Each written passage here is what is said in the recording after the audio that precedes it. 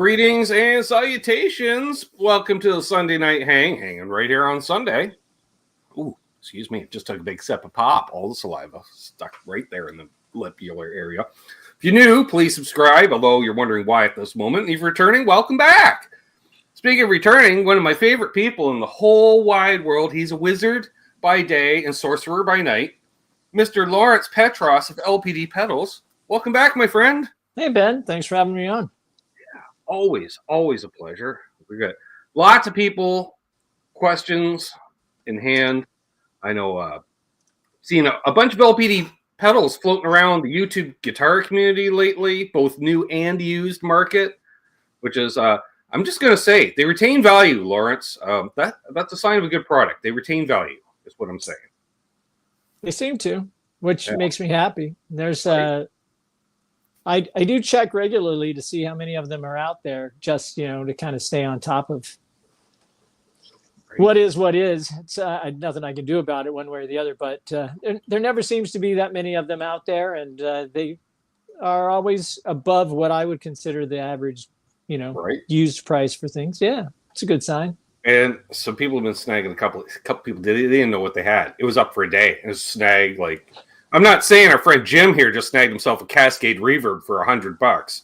And I'm like, that fool. He's like, I know, right? He says, I've been looking for one of these for months, and it comes up. Here's my budget, and here it is. And I went, well, there you go. Some people, they just don't know. They don't know, but we love them one and all. And speaking of one and all, let's see who we have in the chat here. We got a bunch of people. We've got Searching for Tone, one of our favorite people, first in the chat. Great to see Brian. Then we got Earl, Drinking Orange Pop Earl. Then we got Hit Metal Works, Paul McNary. Some guy named Unfucking Believable. You need, or myself, we don't know who he is at all. And he says, I know nothing. Okay. Something a cop would say. I'm just saying. But anyways, Marcel LeBlanc is here. Nope, there's no C on LeBlanc. There we go. Randy Crooks is here. Mark Spurgeon. Who else we got here? Sir William of Bologna, the third, who recently picked up one of your JMP 79s. Loving it. Yep. Who else we got here? Ferd Burfels here. Great to see Ferd. Dave Chase is here. L Bar J is here. Great to see Lee. Who was on a couple weeks ago. Let's see. There's Jim, who just grabbed the Cascades. There's CD Nelson, 87. And Hit Metal Works again. Blue Mox is here. Steve Reeser's here. Michael B. Great to see Michael B. Wayne McConnell. There's Symmetry. Brother Trev. Cats howling. It's okay. You're going to live. Just because I'm live. I know. Terry's 3Gs is here. Great to see Terry. My lovely sister Amanda is here. Charles 75N, who both snagged an OG 87 and an OG 74 in the last couple of weeks. Nice. Strip logo and everything. I'm like, where are you? He's very nice. Yeah. And now he's like, he blames me and he says, I got to build a pedal board now. I was like, oh, do you now? He says, yeah, but I'm going to wait till I get a delay and a reverb. And I was like, well, I understand the delay, but your amp's got reverb. Because, yeah, but I can't use crappy amplifier reverb after you've, I'm like, okay, fine. So apparently everybody's got to have a plate reverb in a box. Some Dave Dude is here. Great to see some Dave Dude. Steve Cassidy guitar. Great to see it. Paul Leonard Ewing of Stompbox Steels. Who else we got here? Greasy Monkey Guitars. And Marsha Murray. There we go. We're all caught up just like that. We got 50 folks in here. Nice. Please hit the like. Yeah. Of course, you got a question for either of us. You can add us, or you can be cool like Brian here and stand out with a super chat. I'm just saying. So let's just get this out of the way. Phaser, when is it coming out? Okay. Well, I'm going to preface that Brian had inquired because he's new to your brand, and he's just like, I was searching reverb. Did you know this guy did a whole range of pedals? We're like, yes, because we're not new. And he's like, so he goes, I see in the chorus, I see the reverb, I see the delays, I see the overdrives. He goes, what about a phaser? I'm like, Chris and I promised to not bring that up anymore. But Lawrence, Chris and I being who we are. However, Brian, if you choose to bring it up, that's beyond our control. Well, I won't say never. Never say never. Yeah, I won't say never. But yeah, I don't know. Phaser kind of goes in that category with Univibe. Mm-hmm. Yeah. There's a niche. Yeah, they're fun. They are fun. I just but need not necessarily an always on. Well, unless you're whaling. Yeah. Then you make a career out of having a phaser on all the time. Right. Sometimes a chorus, but usually a phaser. But thank you, Brian, for that. Do appreciate that. And if you haven't already, check out Brian's channel. He does all kinds of cool stuff over there. I'm just saying. Nice. Michael Krause is here. People saying hey to each other. Joe McGraw is here. Ryan Hall as well. Cousin Doug, Down the Back Cornhole Podcast. Nice. Quite the lively group we've got here. Yeah, of course, Chris. I didn't bring it up. Didn't ask. Exactly. Well, BC Rich 581. Great to see Dark Rob. And here he says, Lawrence, how long on average does it take from idea to drawing board to production for a new pedal? Ooh. Yeah, it's a good question. They all seem to vary. Some of them are fast, and fast would be 6 to 8 weeks from idea to let's say finished prototype. Mm-hmm. Some of them take years. I was trying to pull a good example of one that's still ongoing. Good question. Well, I'll let that one simmer in the back of my head because my memory sucks. I can just remember the embers took a while to come to fruition. Yeah. So the since the JMP 79 was just released, we'll take that one. That's a good one. So that one took about a year and a half. Granted, there was lots of experimentation with that one, trying to get more out of the way I was designing things. Sure. I've been on this kick for the last 3 years of refining all the designs and putting them against the actual amps, and trying to just tweak them to get them closer and closer. The latest version of the 64 is a good example of that, which not the 64, sorry, the 68. Don't even know the name of my own pedals. Too many. I was like, wait, is this a new one I'm not aware of? I know. Right? What? Too many effing numbers. I was like, well, because we got the 55, we got the 68. I'm like, I don't know what came out in between, Well, and there is one that came out in 64. So, yeah. Tom Raines, what's up? Yeah. So I won't say that I won't use that number. Anyway, so with the 68, I was just the version that is in the 123 is the newest update. The standard hasn't gotten to that place yet, but the one that's in the 123 is the latest update, and it's the closest to my actual amp. But so back to the JMP 79, I was working on that using my old methods, and it was close, but it wasn't where I wanted it to be. So I invested some money on some test equipment, and that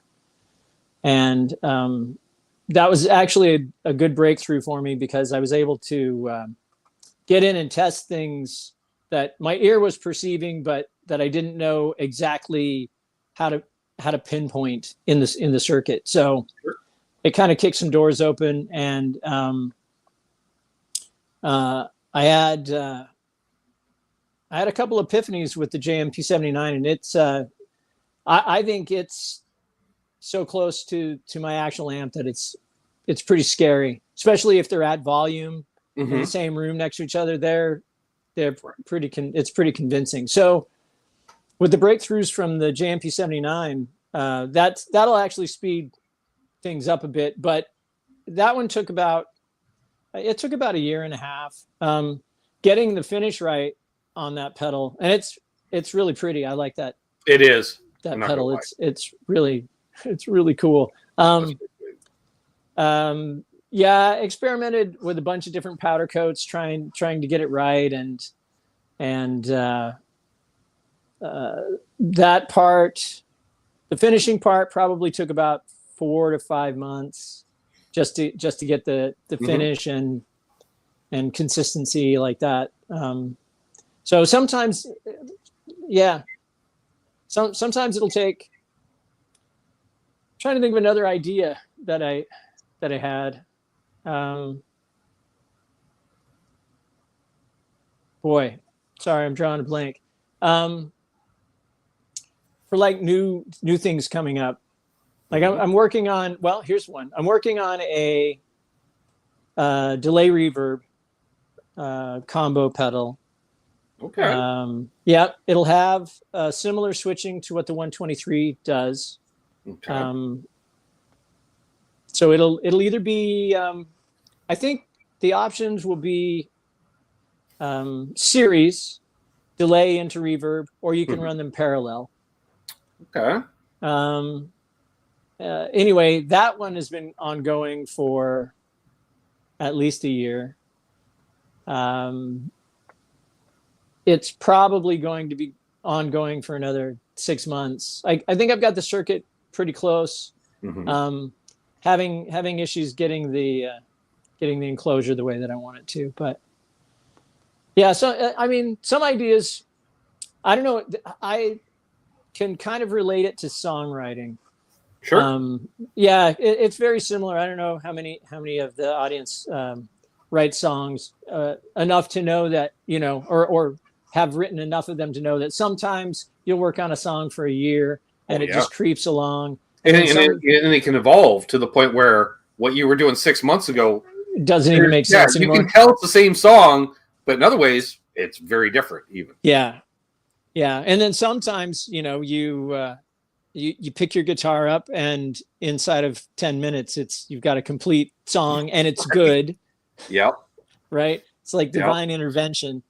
That's when it really starts. You're like, ooh, I haven't heard this hook before. Right. I think I made a new riff. Ooh. Yeah. Fill in the blanks. Yeah. I know that. Yeah. Feeling. Yeah. Right. Where it's a lot easier than it comes like almost too easy.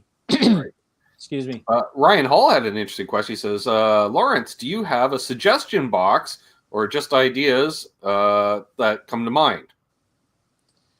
I don't have a specific like suggestion box like on the internet on the website or anything. But I get customers they'll email me, folks will text me. I mean, my phone number's out there, so anybody can text Chris me. And I badgering you for years at this point. And some of those definitely spark, hey, what about let's explore that. And part of the idea thing is before investing a tremendous amount of time, I usually will go out and take a look at what the market is currently offering to see if it actually makes sense if investing the time. Just because, if it's not everybody wants a ring modulator, Lawrence. I'm just saying. Right. Or if it's like, the Klon pedal, it's like given the sheer volume of but that's one of those things though, right? Because yes, a lot of people have taken their take on the Klon. However, I think you've developed enough of a, let's call it a fan base that are like, we want to hear your take on it. Sure. Yeah, sure. And that's definitely valid. And that was one of the reasons why I made the Embers, because a lot of people were asking for it. Not that was my original idea for a signature pedal years prior. And you went, no, I don't do like clones or tributes. I'm into amps and boxes. That's cool. And then, I both curse and love it at the same time. Yeah. It does everything I like. Yeah, I like the Embers. It's a good pedal. Mm-hmm. It's funny that it seems to get overlooked a lot by people, because I get people will contact me. I need a great boost pedal. Have you looked at the Embers? Right? Yeah, but that's a Klon. I'm like, yeah, but just turn the gain Klon off. is like the best boost ever because it hits more mids, so you don't have to have a volume increase because more mids will automatically sound louder. Yeah. And yeah, of course. So yeah, I mean, but sometimes I'll get some good ideas. People bring those in, and it hasn't been done, or it sparks an idea of how I could do it different enough than what's already been done on the market. Right. That kind of thing. And as always, the amp in a box thing is kind of my niche. So there'll be and given the new breakthroughs that I made last summer, there'll be many more of those coming. Nice. But for Ryan, he can I mean, anybody can reach out, send me an email, send me a text at lpdpedals.com. Yeah. If you've got ideas, and I listen to everything, and well, interesting. Randy Crooks had come up with is, have you thought about doing something like the Keeley Dark Side? If so, I can wait on getting the Dark Side. So that's when one of his go-to things. He likes kind of an all-in-one Gilmore in a box, essentially, right? That's right. So the Dark Side is that's a big muff and a delay. Delay. I want to say possibly reverb as well. Really? Is there 3 in that? I thought there were only 2. I can't remember for sure. Yeah. I won't be doing fuzz delay, fuzz reverb combo. Probably not.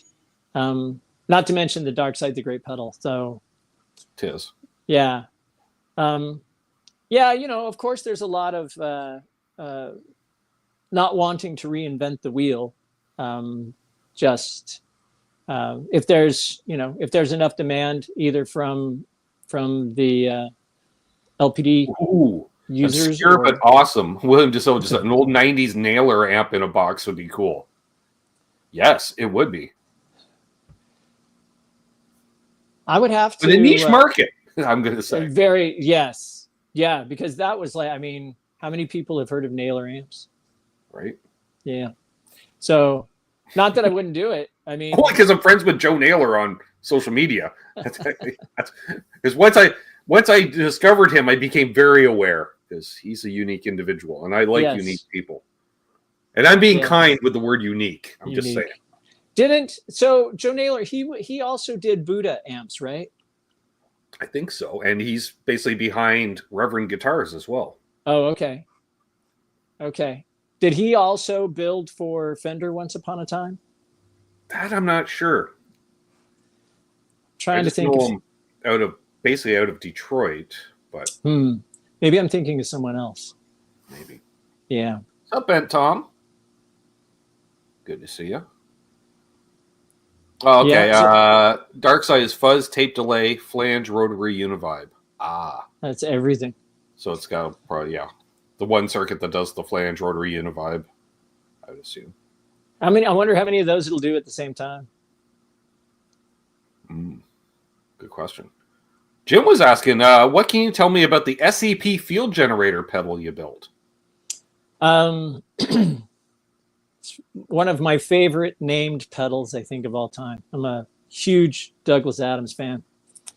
So it's a compressor that has the switch on it, the, 6x7 or 42, is it's a side chain switch. It adjusts how the side chain reacts.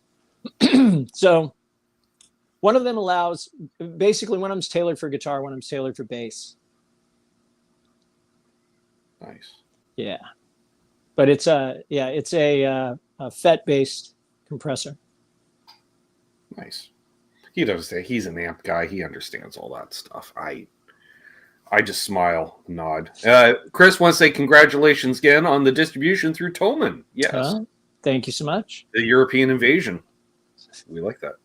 Yeah, it's good to be able to, so people in Europe can get it without crazy amounts of shipping and yeah, that's a good thing. That is true. That is true. And Canadian retail presence, right? Yeah, I got a new one. Now I have to remember. I'm trying to remember. I haven't heard of the place, but then again, I don't get to Quebec often. Yeah. Let's see. It's funny that I have to look at my own stuff up here. Eddie Face says, Douglas Adams fan, does that mean you're going to make a pedal called the Improbable Drive? That'd be fun, but I think it's already been done. I think, to be honest with you, I think Debbie Evers did something like that, or she did the Heart of Gold. I don't know which one it was. Electric Mojo Guitars. Sorry, had to go look that up. Electric Mojo Guitars, because I know we've got Marcel's in here. He's on the south shore of Montreal, for instance, and there's others from Quebec that tune in as well. Tom says LPD and Sabatius are my two favorite pedal companies, but Sabatius is only for one pedal, right, which would be the Univibe, which he does that well. Yes, he does. It's not blackjack guitar. You don't need any other pedals when you do a pedal that well. Yeah, exactly. That's his thing. Yeah. I'm like, thank God it's just not a company based around a single fuzz. Yeah. Though I do wonder, because just recently in the last year, cadmium was banned in the EU again.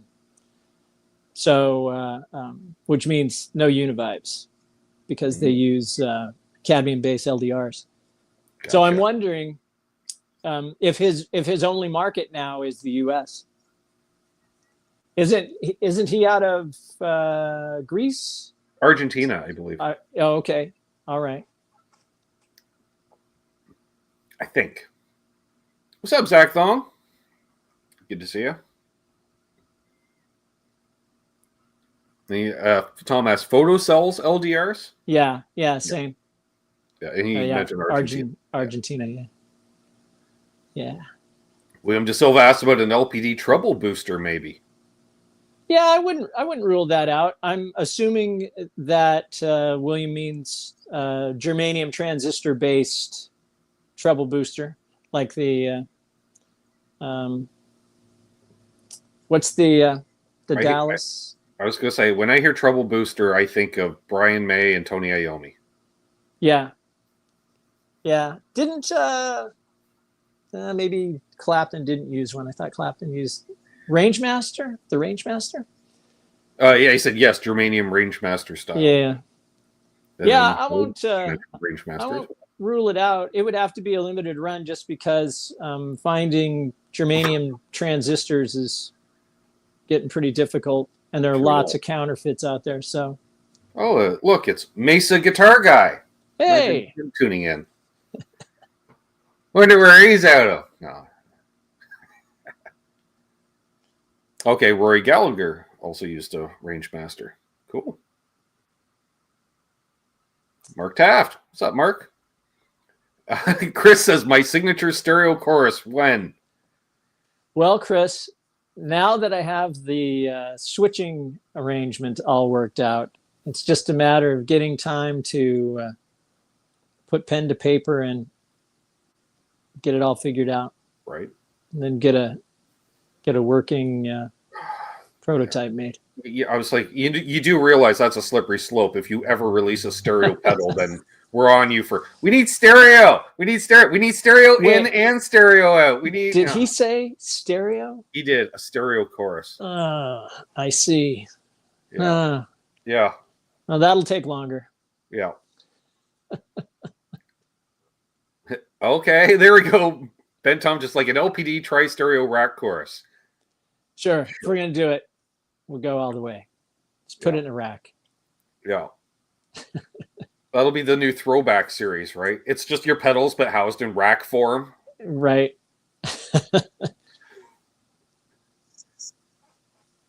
I wouldn't mind it. Then again, I did see that it was a Tom Bukovac video the other day where he was at Blackbird Studios and they had a piece of rack gear that was given by Alex Lifeson that had an Electric Mistress, a Boss CE1, and another pedal, all rehoused in a single rack unit, but not even wired into each other yet. So it was all patch bayed on the back, so you could decide if you want to just use one pedal, all of them, what order you wanted them in.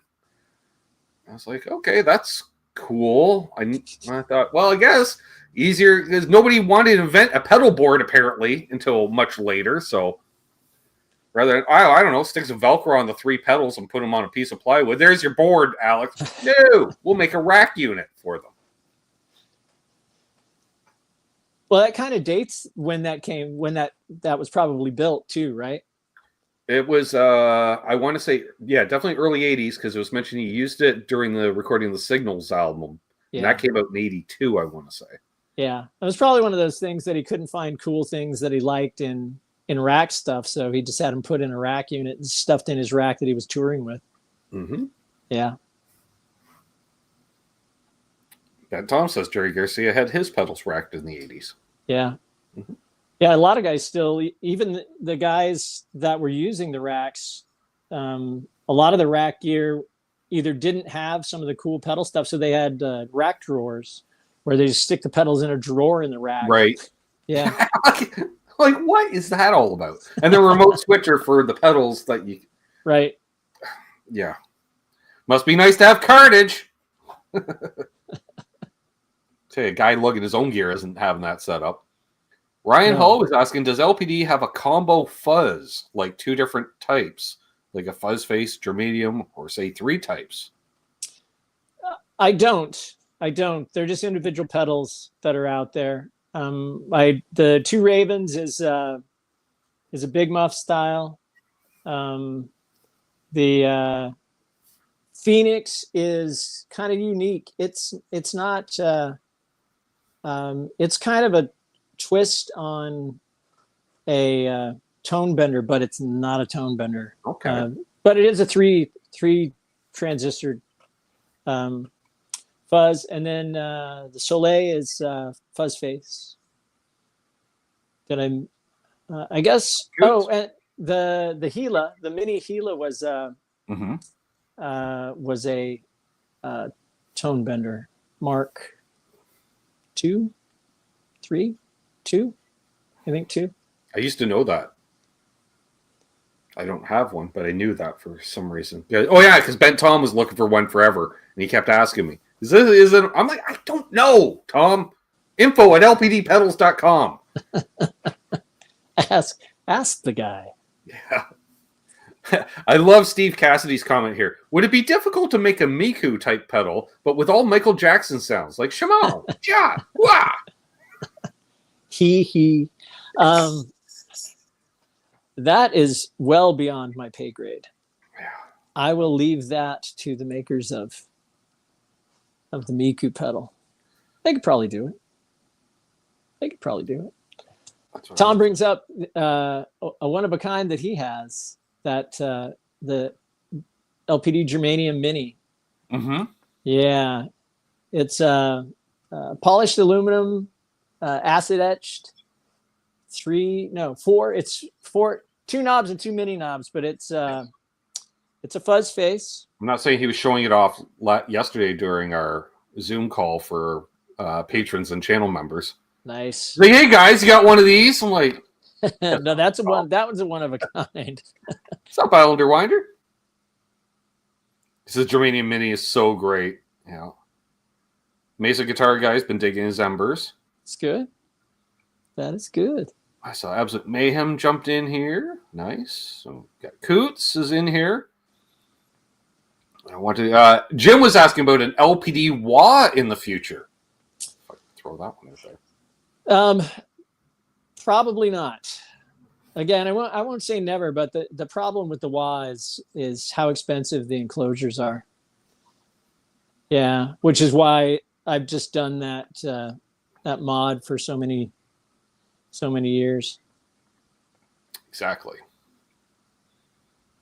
I have that modded wah. You still like it? Yes, even though I never use a wah, because I swear every band I ever played in had 2 guitar players, and the other guy had a wah. So I never got in the habit of really using wahs. But when I need it and use it, it's there, and I do love it. So it does the thing. Islander Winder is here. Good to see you. Yeah. Where did I see it? It was Chris. I think it was Chris. Yeah. So I heard a rumor about LPD releasing a new pedal soon. ... Invoice paid. New pedal that's being released soon shipped, Chris. There you go. Okay. Let's look, shall we? Guitar Man 45. Good to see you, Bo. So, sneak preview. Ooh, hang on. We're going to solo you up for that. Tip that so you can see what it is. The Bedlam. The Bedlam.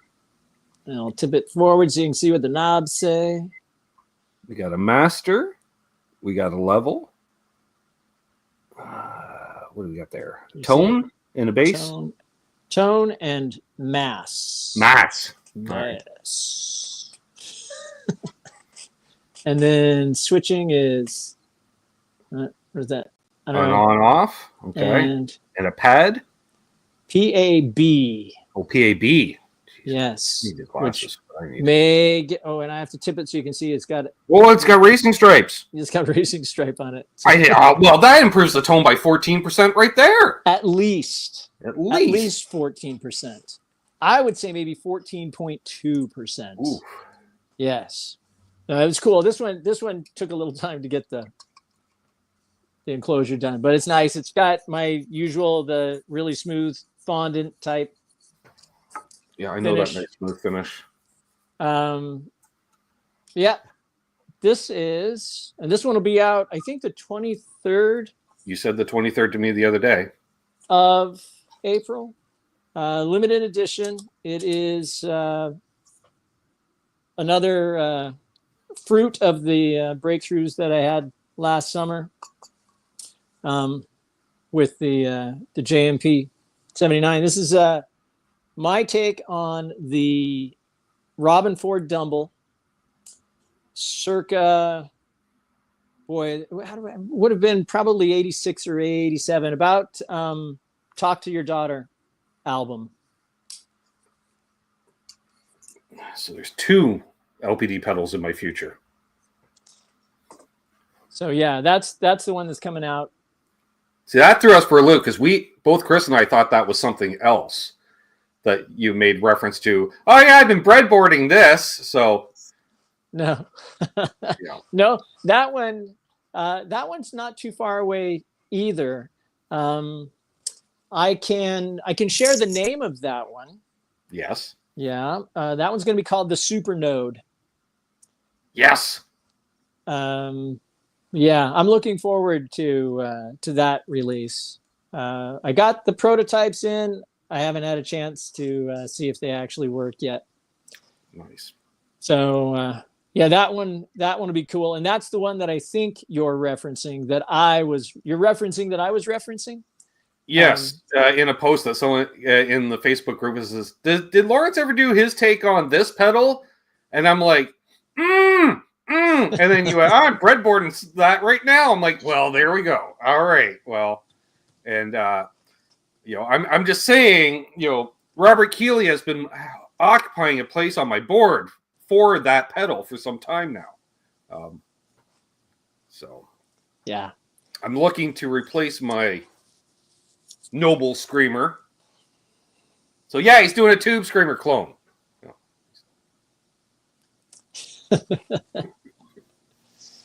So that one will be a combo pedal, basically the exact same style layout as the 123. So you'll be able to do AB, BA, or parallel for the switching.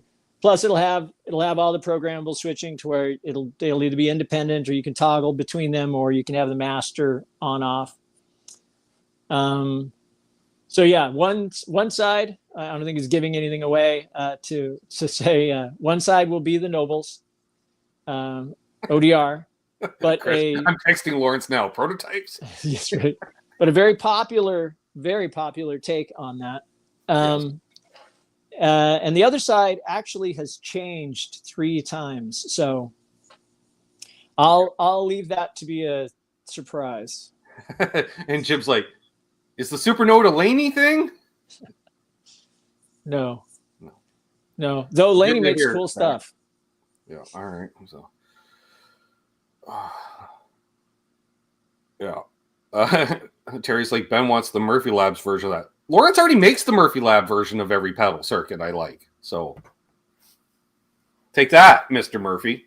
Doesn't the Murphy Labs version? I chain them to the back of my car and drive around the neighborhood a couple of times.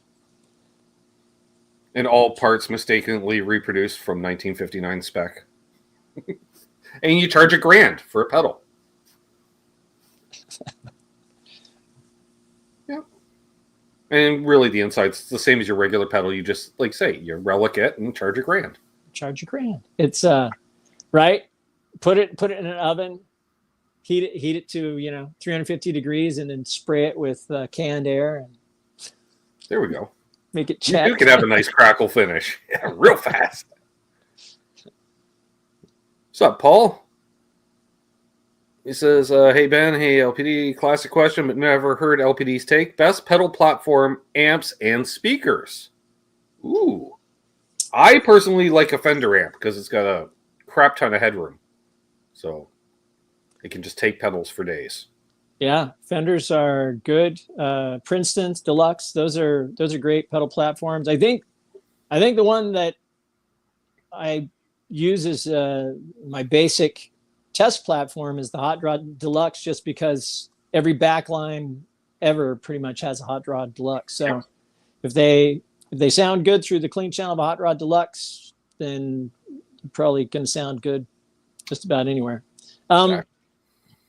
I am a fan of Celestion speakers, as opposed to the Jensens that usually come in the Fenders, just because they have a little more high-end roll-off. Not quite so bright, or bright in the right region. I don't know, something like that. I think the Sir Bella is a great platform. Yeah. Pedal platform amp. They're a little pricey, but that's what Sean Tubbs uses, I think. Of course, the Dumble's always nice. Yeah, well, the Dumble clean channel. I mean, but if you've got a Dumble, why do you want to put pedals through it? How do you make a Dumble sound better? We push it with one of your pedals, clearly. It's okay. I said it. You don't have to. Yeah. Well, and the thing too, is not every Dumble sounds like everybody anticipates it's going to sound. No, they're all different too, right? To a certain extent, they're similar. Well, in doing the research for the Bedlam, Robin had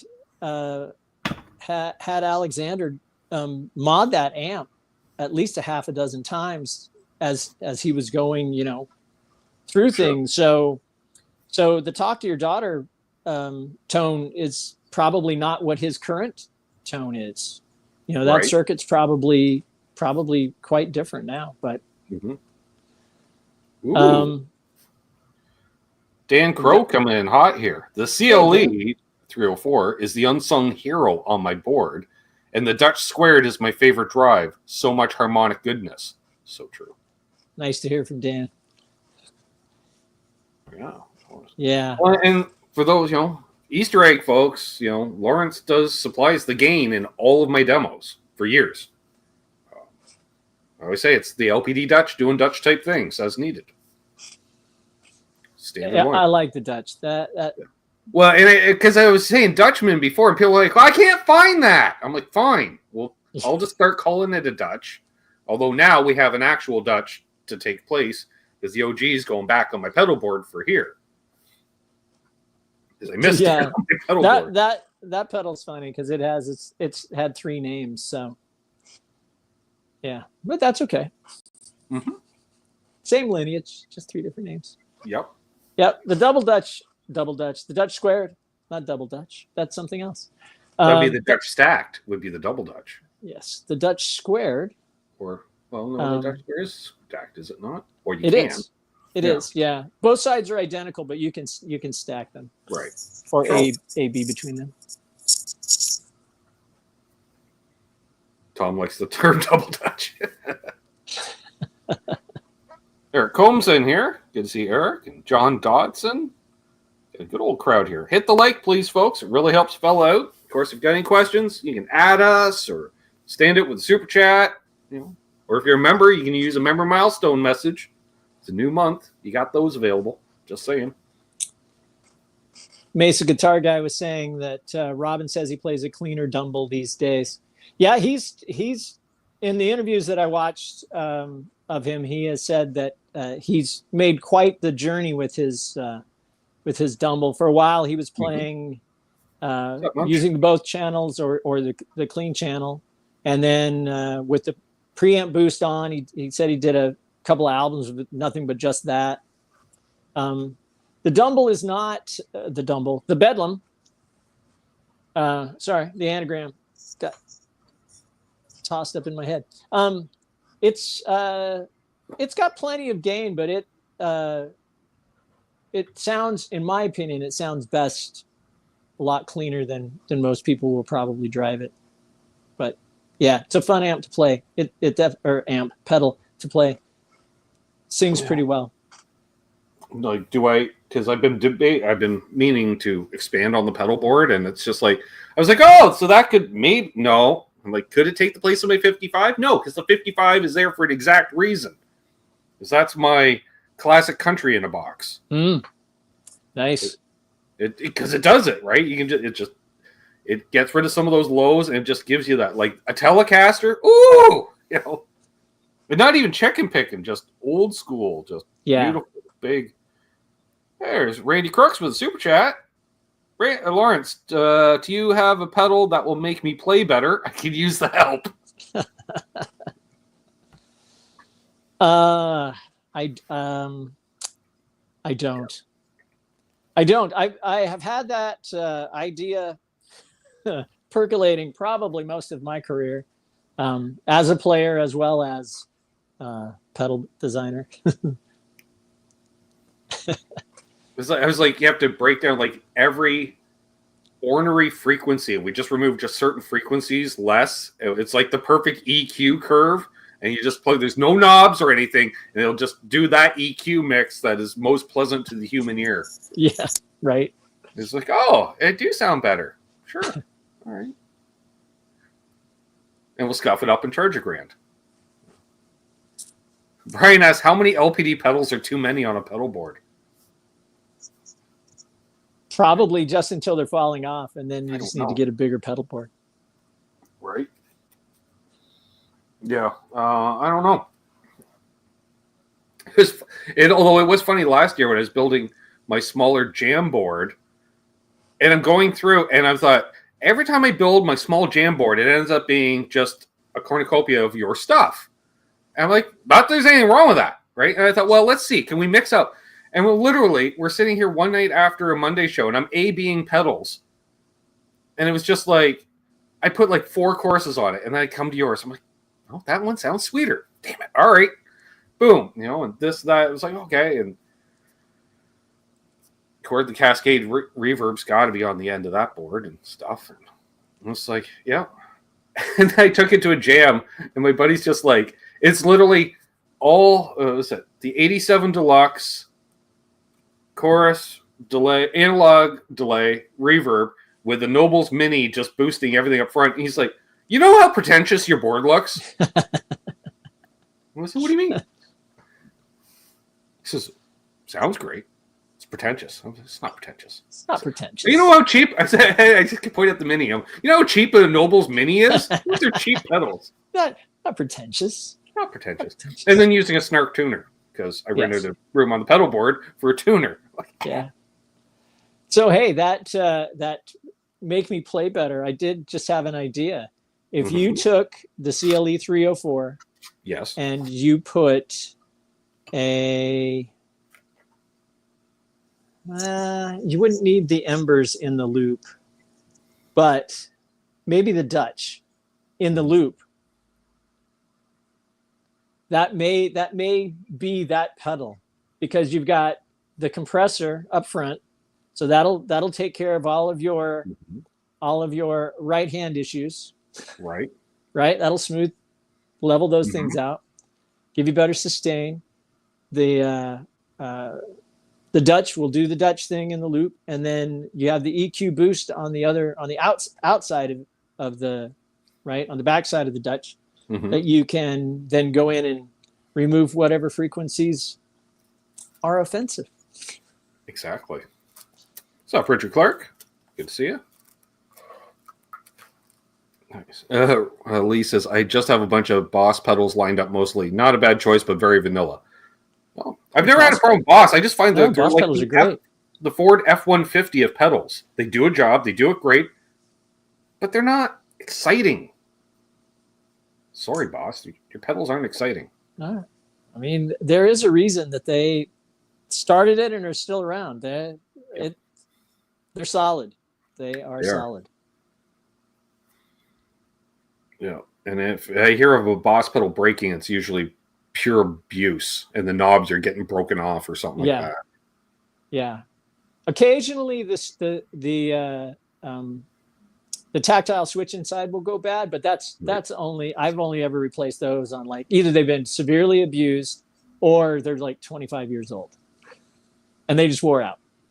And even then, sometimes you just shoot some deoxit in them and they're alive and ready to go for another 20 years. Charles, did Lawrence just say the Dutch doing Dutch type things? That's what it does. That's what it does. And unless he's meaning something that I'm not understanding. Nope. Well, I like the idea because it's so seamless between the high and low gain on that iteration that, like, because sometimes I'll have to add more gain because a guitar has such weak pickups. Like I'm looking at modern Strats, that it just doesn't break up enough, so I can throw it over. Or if I have something that's a little edgier, perhaps where I need more gain on tap, I can just flip it over, or we just do 3 gain stages now in the demos. Clean through a Princeton, lightly broken up Princeton, more broken up Princeton. What's up, Laz? Good to see you. So I don't have the pedal, but I do have the faceplate. Ooh. Let's see if I can, so you can see how shiny it is there. Ooh. So this one will be coming sometime soon. Okay. So any guesses? What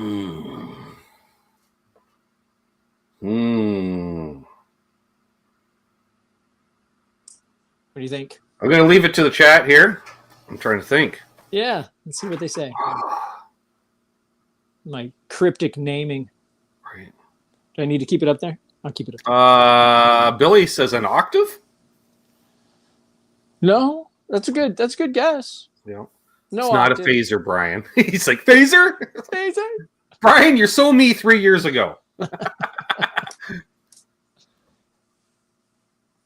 Watch, I'll sneak a phaser out. I'll just drop it one day on the website and not tell anyone. Right.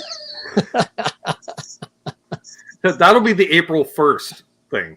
But it will only be there for an hour, right? And then it's gone. I literally just texted Lawrence, what the fuck, Chris says. Overkill boost. Hey, that's a good one, interpretation. That's a good interpretation. Yeah. So the giveaway could be on the switch labeling. We got a P, a C, and an S. S. Oh. Wait, no. I was like, phaser, chorus, S. S. S. There's no effect that starts with S. Overkill bastard. Michael Krause, that'd be so mean. Get Ben's IP so the phaser is always sold out for him. So the original Klon bastard, overkill bastard. Wow, a lot of bastards going on. Bastards. Wow. People. Metal on a telly, yes, please. Yeah, of course. Search for tone. You spelt flanger wrong. Phaser chorus slicer.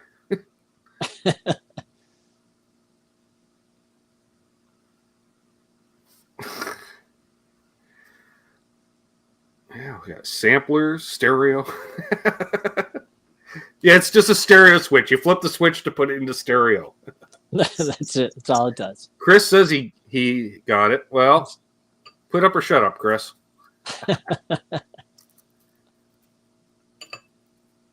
Joe says a stereo overdrive pedal. Yes, right. How many knobs again? 4? 4. 4. 4 knobs. Foot 4 switch. knobs is pretty standard toggle fare. switch. Yep. 4 knobs and a toggle sounds like an LPD limited run to me. I'm just saying. It's pretty much it. Yep. NDAs, we're guessing right now, Chris. NDAs, that's your cop out for early. That's what a cop would say. Jesus. NDAs. Actually, it'd be plea agreement. Pedal knob board.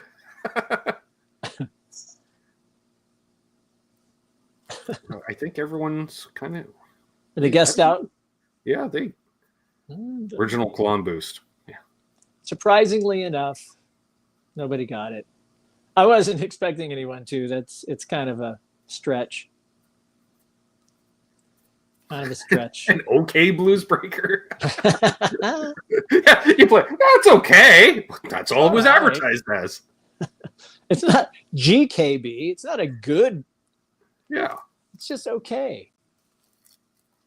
It's like the adequate guitar player T-shirts you can get on Facebook. Or world's okayest guitar player. World's okayest. Yeah. World's okayest pedal guy. That's right. Sustain. Ooh. No. It says X3, but there's 4 knobs. Come on, Steve. You see enough bad album covers where I've had, they'll call them a quartet and there's 5 members. There's 5 members.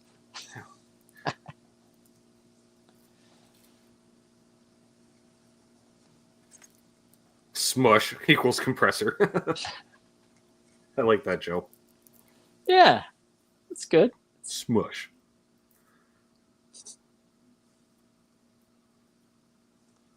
All right, I'm glad you found that enjoyable, Steve. There's sometimes 6 or 7 members. True enough, Blue Mox. I think it's because there's a lot of part-time members in those bands or something. I don't know. Math challenged musicians when considering music is very math-based.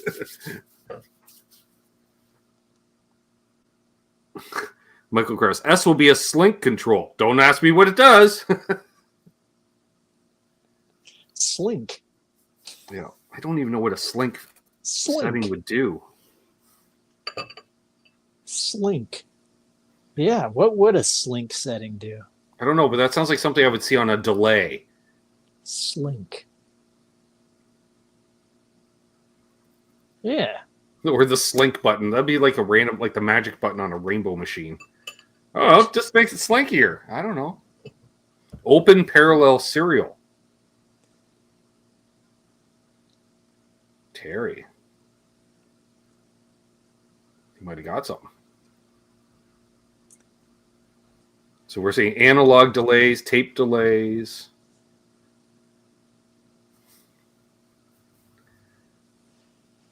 So overdriven crunchy boost. Yeah. That's not too bad. So it is a boost. Mm-hmm. OKB stands for 1 knob boost times 3. So P would be Palo Verde, C would be Choya, S would be Saguaro.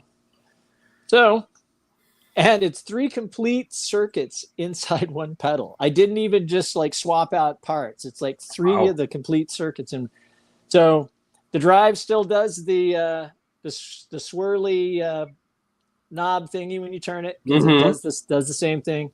Now has a level control. It's not the Nice Drive A. Mm-hmm.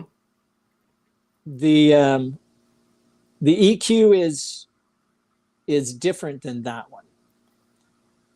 This and since this is the reason I'm holding the faceplate and not the prototype is because the boards just came in Friday and I haven't even checked to see if they're actually going to work. Right. The EQ is active. Yep. So that'll be interesting.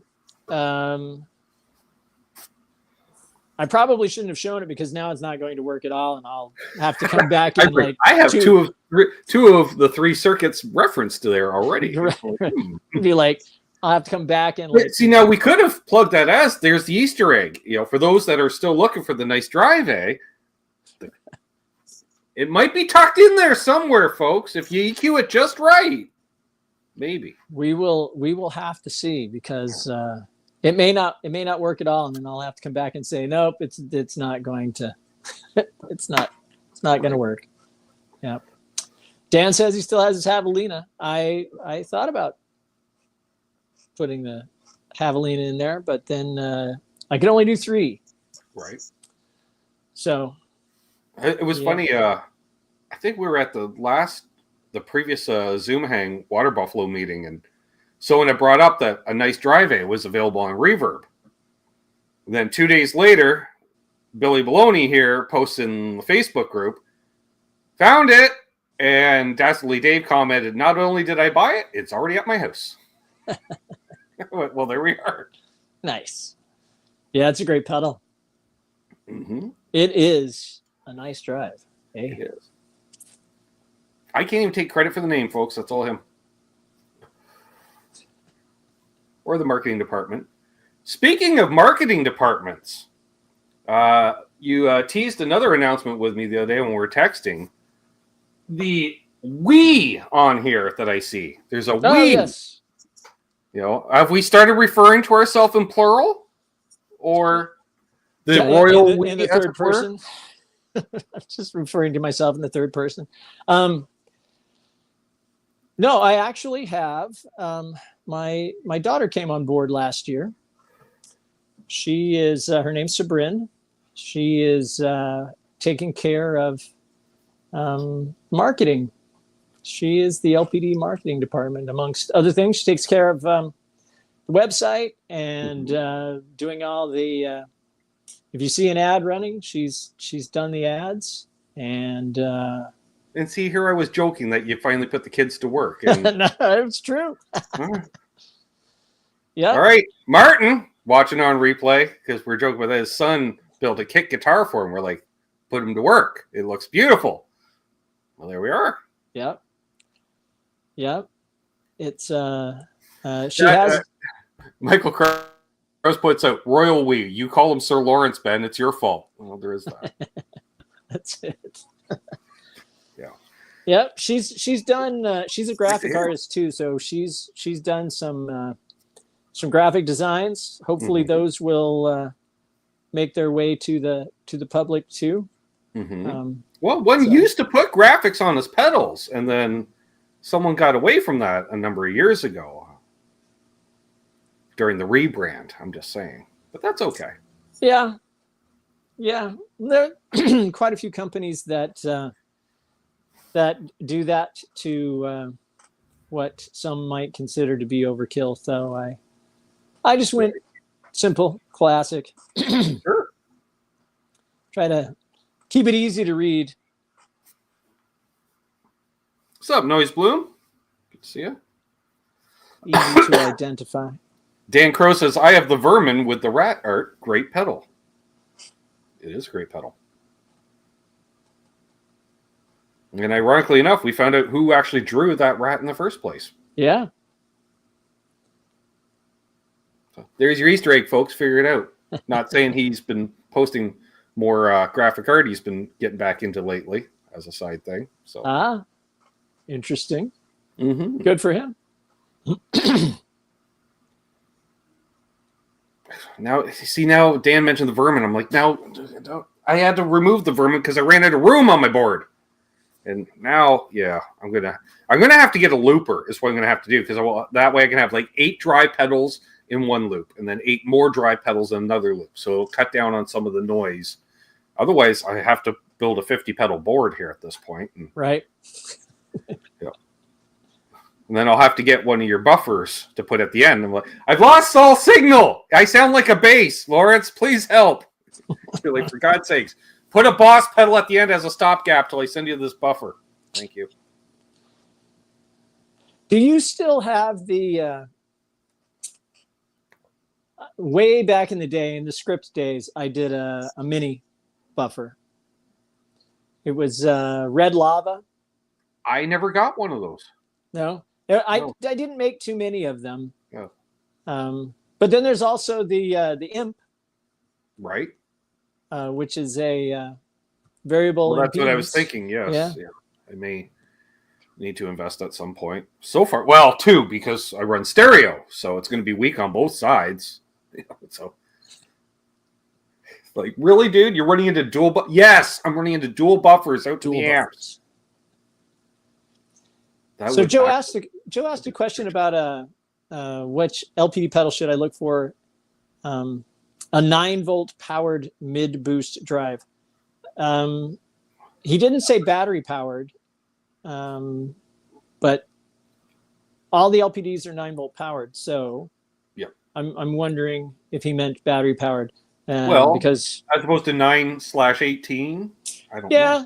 Yeah. No, he said battery. Well, that's like finding hen's teeth. Finding a battery clip inside an LPD pedal. They do exist. Yeah. Ben has one that he requested specially. Yeah. So I now have 2. I have 2. Yeah. Yeah. They. And I requested that battery clip pretty much out of spite, I believe, during a drunken birthday. You're like, I guess I can make the 2 solder connections, dude, but yeah, because I was hell bent because I'm like, a Vermin has to push everything in demos, and then I realized the Vermin doesn't work with every guitar and amp, whereas the Dutch literally works with every guitar and amp, and it's scary how it works with every guitar and amp. There's your transparent overdrive, folks. It was never the Klon. It's the Dutch.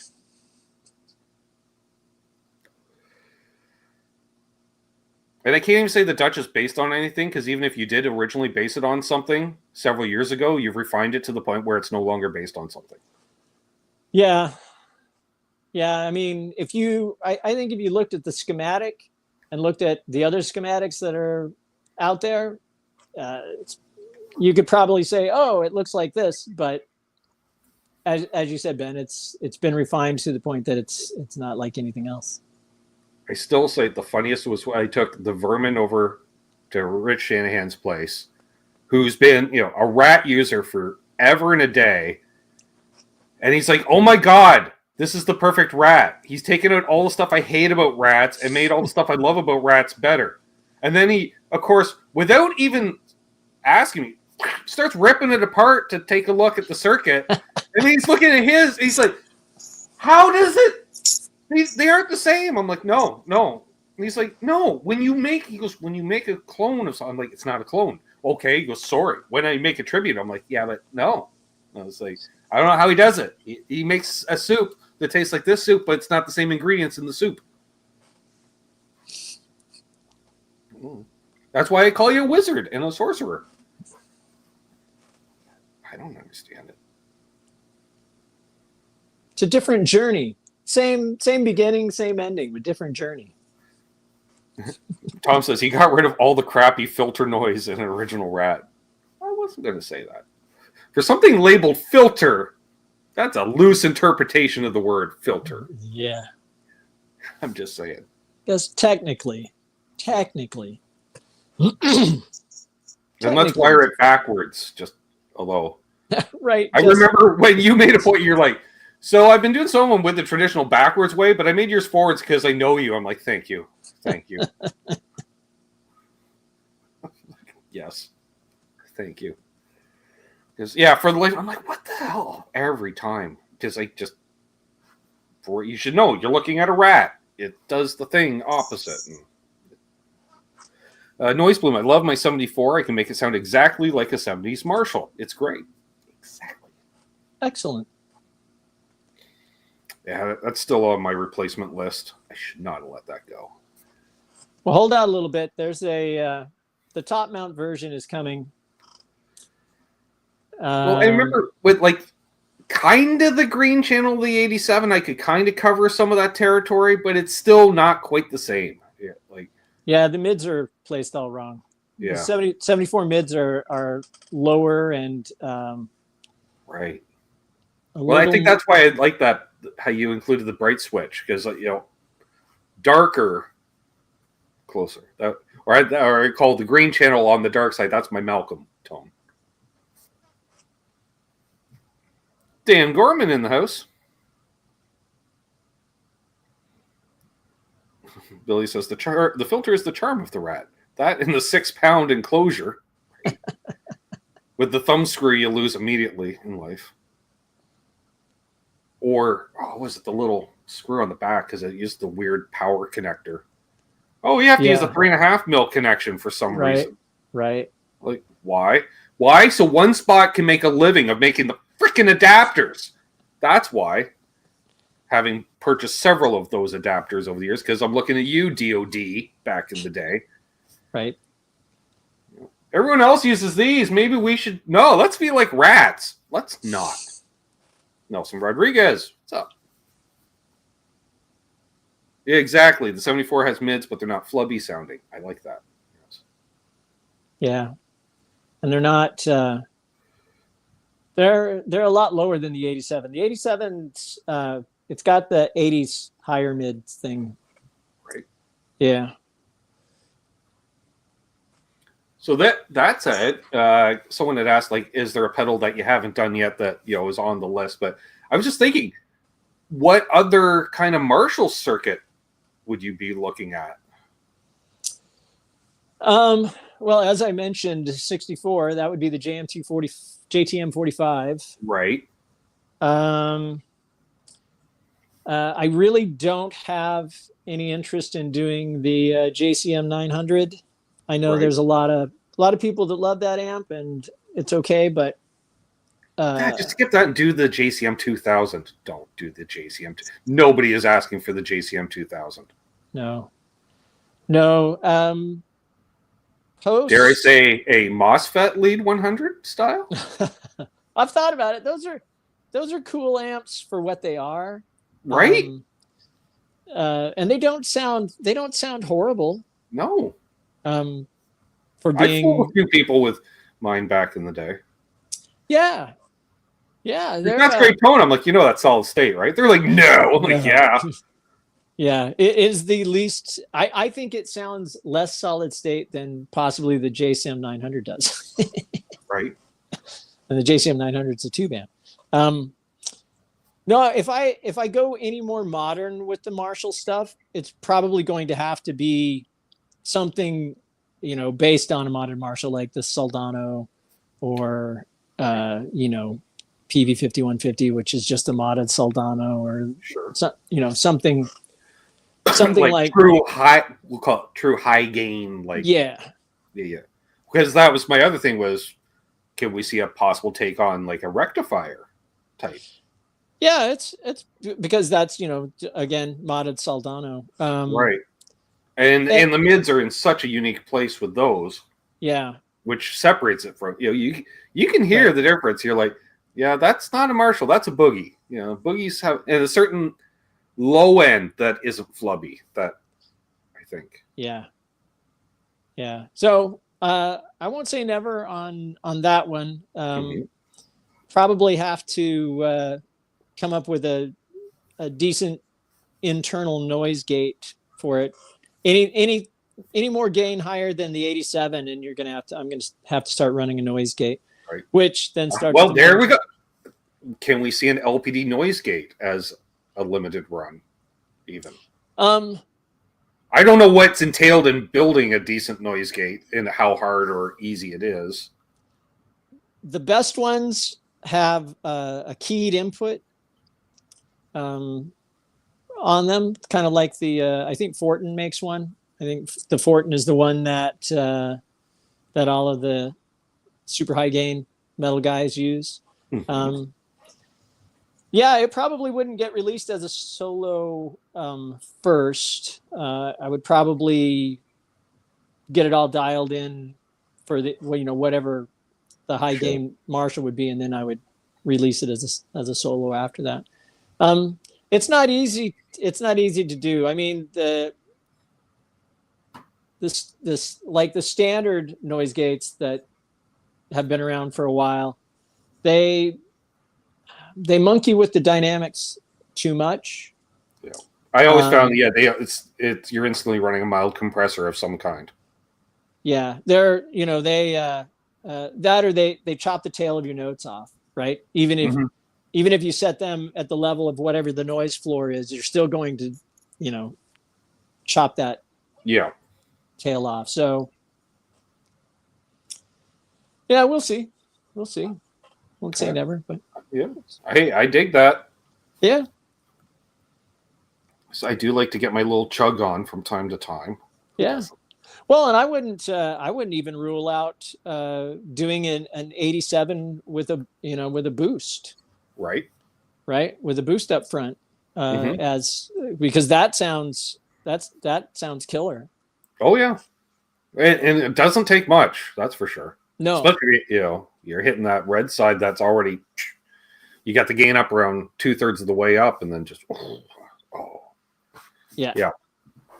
And then again, you get into the noise thing. So there is that. Yeah, there's definitely a. I'm like, ooh, okay, let's bring it down. Yeah, and it's in the last 20 years, noise sensitivity has probably for most people, it's become a major issue. Even guys like I'm working with a local guy who he just had to start using in-ears with his I think he's got a Mark V, and he's like, and now I'm hearing all this noise. Right. What am I going to do? And the noise is driving me crazy. And I'm like, yeah. The noise was always there. Yeah. Welcome to our world. Now you've got in-ears, and just ignore What's up, Cushman? Good to see you. Just ignore it. If you live long enough, the noise will take care of itself because you'll lose that part of your hearing.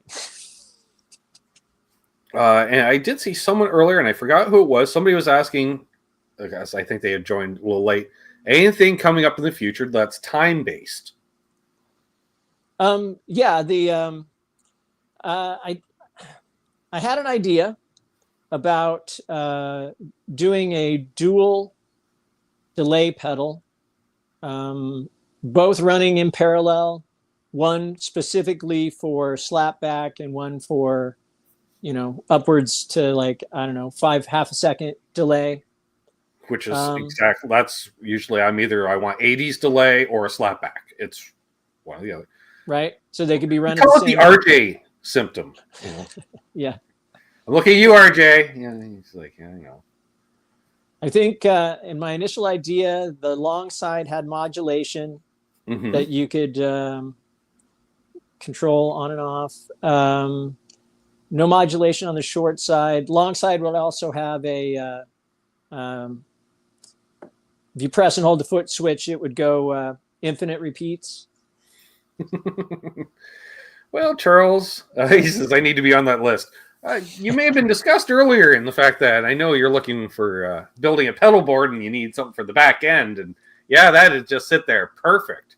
Yeah. He's got his Dutch squared to boost his 68 or 74 or 87, his choice. And then have the reverb delay on the back end going into his PV Classic 30. Oh, yeah. Yeah. The now discontinued Offset is a great pedal. If you can find those, I look for them used maybe for that. If you need something sooner, I don't know when this one's. I don't even have the circuit finished for it yet, but That's Seemed okay. like it. The guy bought a 12-string guitar 2 years ago, Lawrence. He's yet to restring it. So, Well, and owning a he did 12 not string, see that bus coming. I'm with him. You just wait until you absolutely have to. No, but it came stringless. He just hasn't. I see. Yeah, it's been sitting in a case for 2 years. Yeah, Yeah, that's okay. just Lawrence is string like, it with Charles is like, 6. I thought we were friends, Bet. I really did.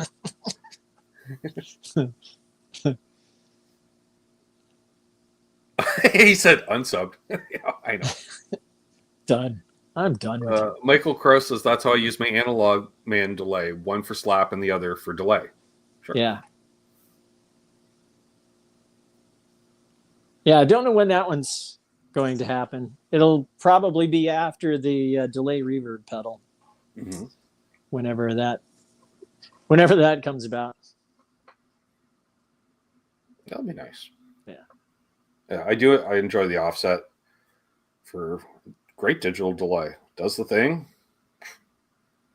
There's always tweakability. That's what I like. You'll add like a tone control or a level to blend stuff that I didn't needed those options, like the chorus. I was just like, Jesus. That's when I thought, all right, I want a phaser with a tone control and a level control. And because now I thought that, see, you set the bar. Now I'm like, every pedal should have these options. Yes. Yes. A master tone and a master blend or volume, what have you. Which I thought, any thought of doing like a tremolo pedal? Or are they hard to do without the really nasty parts like photo lenses and such? No, well, since we're those components aren't banned here, so we can still use those. And I have boxes of them. Well, the CLE 304 uses them, so that's the compressor is optical in the CLE 304, which are amazing. Once I tried an optical, like I have the diamond on my board right now, and I'm like, holy crap! I'm like, oh, now I get it. That's the only reason I didn't buy it before, because I've had such bad luck with compressors over the years. And you're like, oh, I'm doing this, and I'm like, yeah, but compressors don't agree with me, and I got this one in a trade. I went, oh. And then I saw Alex Lifeson's using one too, and I went, "Oh, well, it's good enough for Alex, I suppose." Yeah, the optical makes it more natural sounding. Yeah, for sure. Yeah, it's not so harsh. Yeah, plus it kind of builds in the attack and delay is built into the LDR. Mm-hmm. So, yeah, I thought about doing a harmonic tremolo. I think I probably favor those over regular, but if I was going to do one, I would probably want to be able to switch between the two, which is easy enough to do. Mm-hmm. Once upon a time, I did do a bit of research into emulating the Fender style bias harmonic tremolo. Right. But I didn't go too far with that. Got caught up in other things. It happens frequently around here. I was like, do you do the classic reverb pedal with tremolo as well? It's like, that seems like everyone's like, oh, we'll just package it all in one. Just don't. Separate's fine. That stuff. I'm just saying. Not that I'm currently using a reverb where I like the reverb, but the tremolo is kind of meh. Sorry, you kind of swung and missed on that one. I'm not saying who, but those who know my board know my board. So. Good one, Terry. For Lawrence, how hard is it to build it or design for an effect that may have a part that no longer is being produced? It's just part of the game these days. Things seem to go obsolete rather quickly now. The main driver for electronic components is either the cell phone industry or the automotive industry. Audio stuff like we do, we're just, it's like tubes, right? Right. So designing for it, you either have to say, okay, like as an example, the main amplifier component for the 87 has gone obsolete at least a half a dozen times in the last 10 years. And for whatever reason, I don't know which industry is using them enough to get the manufacturer to bring them back, but they keep getting brought back. At any rate, I'm using whatever is available on the market for those, and I've got about 20,000 units stashed that I'm holding on to for the, for when they actually do go completely out and Right. no one's making them again. You just have to kind of either plan carefully like I did with the 87, or you say, we're just going to have to do this many, and after that, right, catch as catch can. Sometimes you can find the obsoleted parts on the used market, but there's so many counterfeits when things start to get like pricey, like the price starts going up on them because they're starting to get hard to find. Then they start to get a lot of counterfeits, or right. you get what becomes available are seconds or thirds. And so you'll buy a lot of 50 and you'll have to go through and test all of them and have 3 good parts, right? 3 parts that you can use, which is why a lot of the obsolete stuff is, the pedals that are made with obsolete stuff are so expensive, because, for 3 parts, you spent 50 units worth of money. So yeah, it would be nice. And with so many things, now going into the digital realm, even just regular analog stuff is getting hard to find. So you just do the best that you can and stockpile what you can. Sure. Use what's available. If you've got enough demand, or you have money that you want to spend, most of the manufacturers will build them for you, but usually you have to buy 100,000 parts, right, before they'll do the run for you, even if it's obsolete. But you have to buy 100,000 which goes parts. Brian from Search for Tones, like, this is the 3rd pedal I bought on your live streams. Sorry, I kind of create gas on occasion. It happens. I suffer from it too. Just saying. I thought the Bedlam was a different pedal, so now I need 2 pedals. See, Brian? So if you'd like to support the channel and me getting more pedals, become a patron or a channel member, or virtual tip jar is always open.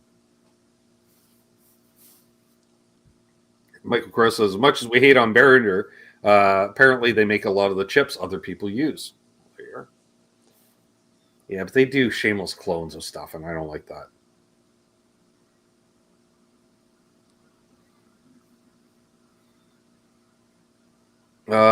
Tom asks, have you used the NTE 103 transistors? I have one generic fuzz that was built with 2 of them, and it sounds great. I haven't used the 103. I used the 108 and the 109. I think the Soleil uses one of each, if I'm not mistaken, because it's a silicon fuzz face with a bias control. Yeah, it uses the low gain 109 for Q1 and the high gain 108 for Q2, something like that. It's been a while since I looked inside. I highly recommend someone find one of those too. If you're a Strat guy and like fuzz, hell, even I bought one, and I don't like fuzz. Or it's like, go ahead, try it out. Just tell me what you think. Damn it, does the thing better than anything. And like, okay, Strat, neck, pickup, volume 9. Oh, come on. Yeah. I was like, well, that's just lush and juicy, and all right, fine. Like, how much? I remember that. I had to leave Phil's chat because we were talking on the side during Phil's show and shuffling here. I would apologize, but that's the whole reason that I'm in business, is to make wonderful things for you guys. Yeah, I think that's why you send me pedals that aren't mine on mistake. So, as you know, you're like, oh yeah. I'm like, all right, build another one for Brad, send it to him because I'm keeping this one. That's funny. It's funny. It's like the drug dealer. Oops. Yeah. Well, just give it a taste. See if you like it. Yeah. Right. Like I'm not going to like a Lawrence If pedal. you don't like it, just send it on to him. It's okay. Yeah, he's like, if you don't like it, yeah. No worries. Yeah, no, yeah. That's fine. Tom knows, yeah.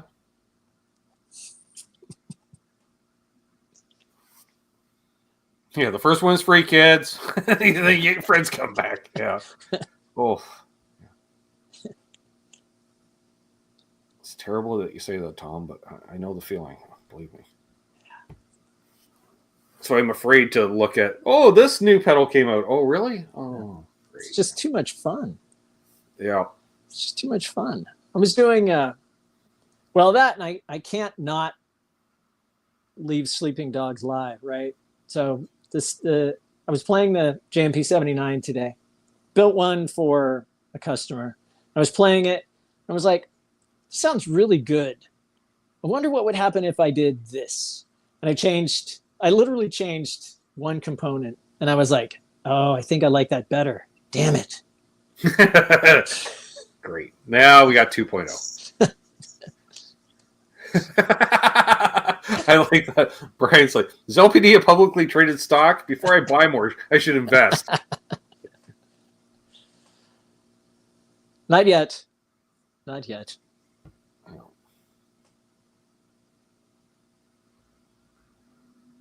Tom has a problem where problem. You say, you ever have that problem when you buy one of Lawrence's pedals, then you go to put it on the shelf, and you realize you already have that same pedal sitting on the shelf? Like, no. Well, on the board when you realize that, make sure you set them side by side and A/B them so that you're sure that they're the same. Because as much as I tinker with stuff, things tend to evolve. So true that. Always in a good way, though, folks. Always in a good way. Yeah. Well, I don't know. They're all good. Just different. And somebody asked me because someone was a customer was thinking about picking up an 87, so he asked me the difference between the original black ones and the new teal. And I told him that most of the differences were probably only things that I would be able to hear, unless you set them side by side. And then maybe you'll be able to hear the difference. But it's super subtle, and a lot of it is less of how it sounds and more of how it feels. Just tweaking things along the way, Right. I think the teal one is it's a little louder, it's a little fuller. I think it's got a little more gain. But yeah, like Tom said, there's 2% difference, right? Yeah. Yeah.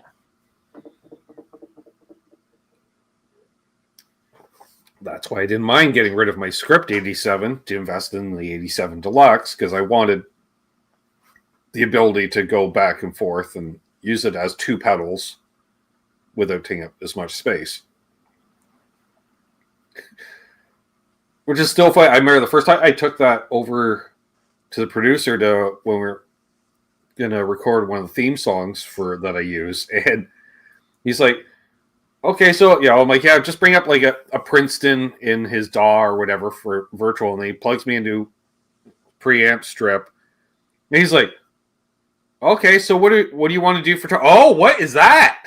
He's like, what? He's like, oh, that's juicy. Okay, what are we doing? I'm like, well, yeah, and then and I think I also used delay, the offset delay and reverb, the Cascade reverb as well in that recording. I think it's just just used the LPD board into his preamp, whatever that was, and then into the DAW, and it just worked. Nice. Yeah, with minimal changes. And then the only thing we did and then I adjusted slightly for the second track and panned those, and he's like, all right, lead tone, and then he just brought up his own DAW presets, and Peter's like, are you familiar with Pete Thorne? I'm like, yeah, he's a good guy. And he's like, No, I mean his tone. I'm like, oh yeah, his tone's great. He's wait, oh right, it's the one guy who's in my studio. Who, yeah, I was like, yeah, I'm that guy. Sorry, and it worked great too. I was like, damn, all right. Well, Pete knows how to dial in a virtual tone. It was like an amplitude or something like that. And it's like Pete Thorne, lead tone number 3. I'm like, okay. Oh, yep. There's the thing. There's the tone. Of course, didn't play like Pete because who can? I'm just saying, when Joe Satriani and Steve Vai start a band, and they're like, we're decent, but we need more. And then they hire Pete, because they're smart that way. Now, Pete, on the other hand, is like, geez, what do you need me for? But which he said he's going to school on, so fun. Got any more questions in here, folks? Go a little while longer here. Yes, Tom, I was going to bring it up that your 87 has the pink knobs. I think there were only 2 of those made. Yep. And for the 2 schoolmates. Tom mentioned today he was on with Chat with Charles on Charles 75N's show, and he mentioned how he was not allowed to come on and co-host at all because he would come on and fanboy over you the way he fanboyed over Pete Thorne when Pete was on. I wouldn't doubt it, although I found it quite funny. He got rather embarrassed after the fact. He went, oh my God, I'm like, yeah. I didn't. I was, you did. And he's like, I didn't go full. I was, yeah, you did. Okay. Yeah, as Tom said, I would. I know. He'd be like, remember that time you designed this pedal? Yeah, that was pretty cool.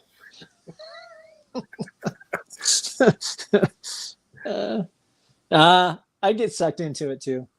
Yeah. We'd have a good time. I still remember the first time I saw you, very rare. You did the 87 in a mini form. And I was like, what? And I just stared at the photo for minutes. I'm like, because I know what that pedal sounds like. I'm like, that's a lot of pedal in that enclosure. Yeah. Like, that was insanity made manifest there. I hope nobody finds those pictures and asks me to do that again, because yeah. And now that I mentioned it, both Chris and Tom are messaging. Right. Texting now. Yeah. Other people have one. I want one. Chris is asking me, which guitar do I play every day? A guitar. I rotate them. Currently, this one's on the... Ooh, nice. Yeah. I like. Yeah, it's got... they're DiMarzios. I can't remember what they are. I rotate. See, I have a rule. Anything that doesn't get used inside the year gets sold the next year. So I rotate through everything that I have to make sure that I don't have to sell anything. So they stay. My general rule is 3 days on the stand, and then I'll swap them out for something else. Nice. So prior to, let's see, I was trying to think what was on the stand before that. I got this really great 2000, I think it's a 2003 dual humbucker Telecaster, American Telecaster, in January. That is a wonderful, wonderful instrument. That one was up. I don't know if you saw the pictures on my Instagram. I got a 335 recently. Oh, no, I missed that. Yeah. It's one of the new figured 335s in Blood Moon Burst, I think is the color. It's a very nice guitar. It's a very nice guitar. Very nice. They do a thing. 335s do a thing that no other guitar does. They do. And it's the only one. I've never owned one before. It's my first. And I'm like, I get it now. And that one stayed on the stand for about 10 days before I swapped it out. So a lot of just getting used to it, and that that kind of thing. But I swap everything through. Same with the amps. I'll play, I've got my hand built tube amp that I did. I'll play that. I got a little Princeton 2 that I rotate through occasionally. The modelers, just try to rotate everything through just so it stays happy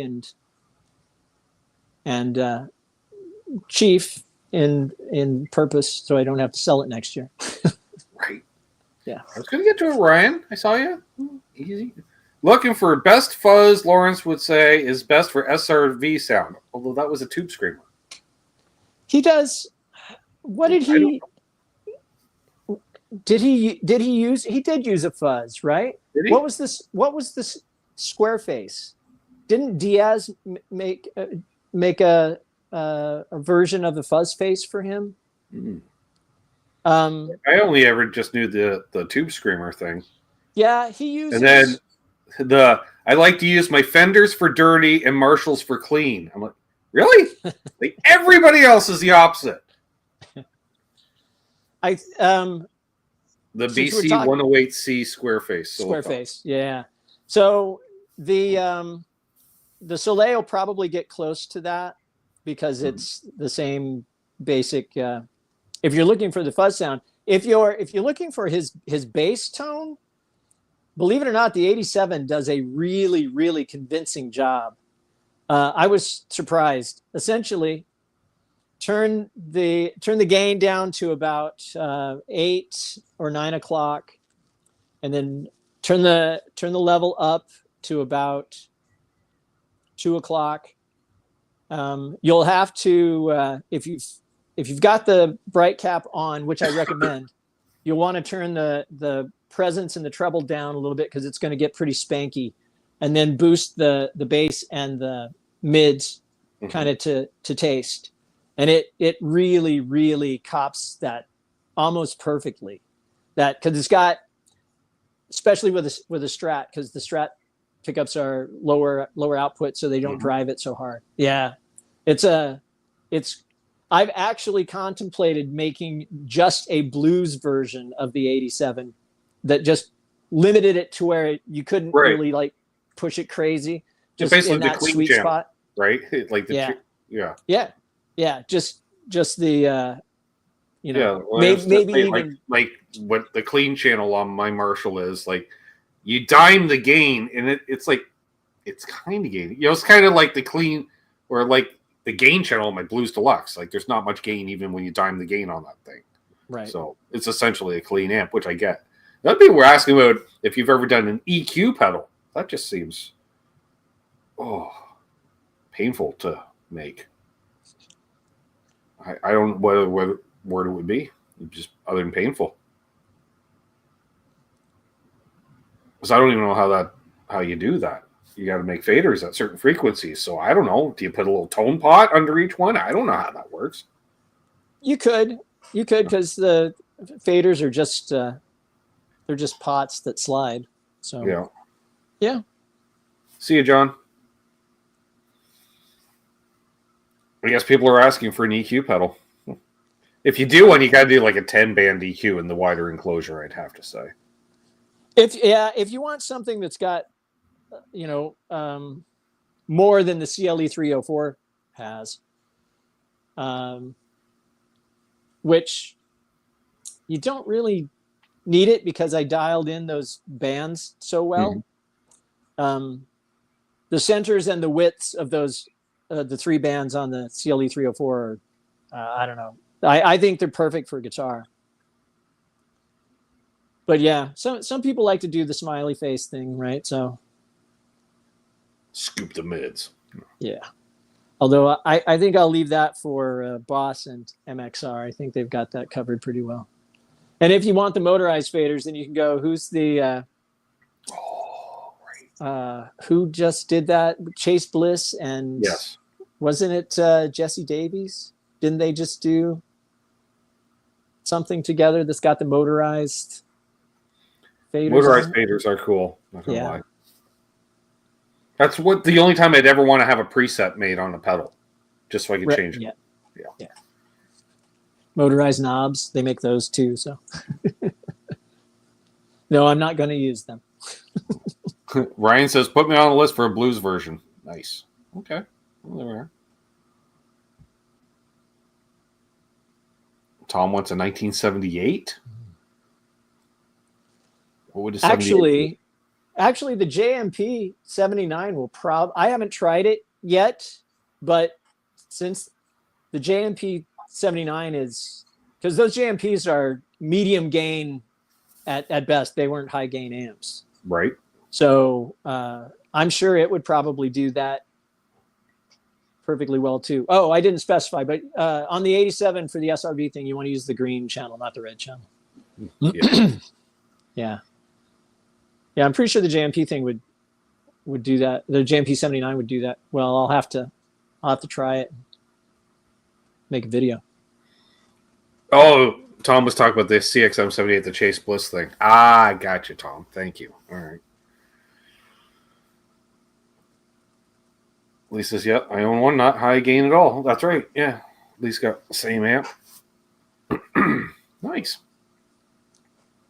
Well, we should probably wrap things up here, I think. We've had a fun time. Learned a bunch of stuff tonight. Yeah. Spent a bunch of money tonight. That's okay. We like spending money, folks. Lots of laughter. Hope you guys don't mind watching me laugh. Good stuff. Yeah. And good stuff. the 79, I've been debating that. I'm like, do I need, but I'm trying to stay away from Marshally stuff at the moment because they keep coming back to it every couple of years. So, but yeah. All right, we got one more question from Charles. Is there a pedal that Lawrence made and loved but can't make anymore because of parts availability?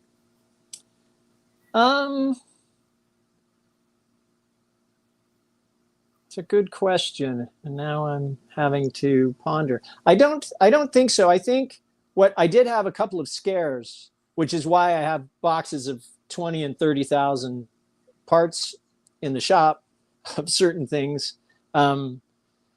It's no fun to perfect a design and have it become popular, and then you go to Mouser and find out that it's scheduled for obsolescence. It's like, what? Now what am I going to do? Right. No, and there were. I'm trying to think of which ones. The two scares that I had actually pushed me towards figuring out ways to use modern components or components that are more off the shelf in ways to get the sound and the feel of the old vintage parts. Sure. So that I didn't get caught in that trap. What's up, Gear Junkie 35? As it were. Awesome. There we are. I'll be back tomorrow night, folks, with Canucks with guitars. Dial in an OG Lost Dutchman onto my board because it's there and it needs to get down here. What comes off the board? Tune in to find out. Acquiring minds want to know. I already know. I just look down. I already know. Because there's something I just put on the board for the last couple of weeks, so it's coming back off the board. So if you know, you know. There we go. Hold the line here, Lawrence. We'll, of course, say talk off air. And thanks, everybody that tuned in. Special extra thanks to anybody that contributed tonight. Helps keep the lights on. Pedals on the board. Because, life goals. Thanks, everyone. Each other. Happy tone chasing. Let Mark Spurgeon in a heady in traffic. Tone chase, of course. Doug's wife's real. And, of course, don't litter.